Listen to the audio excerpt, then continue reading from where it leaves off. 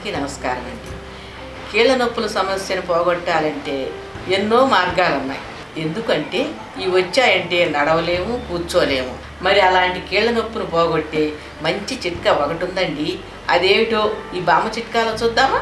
ముందుగా కావాల్సిన పదార్థాలు దాల్చిన చెక్క, తేనె, వాటరు. ముందుగా 1 కప్పు వాటర్ని వేడి చేసుకోవాలండి.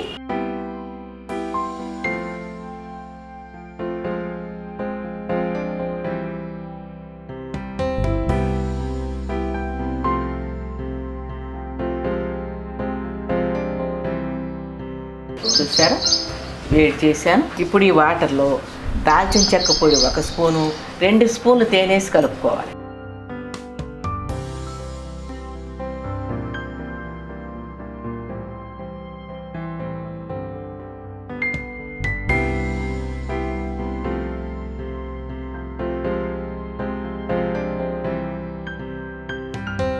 బాగా ఇలా కలపాలండి. కలిసే వరకు కలపాలండి. చూసారా, చక్కగా కలిసిపోయింది.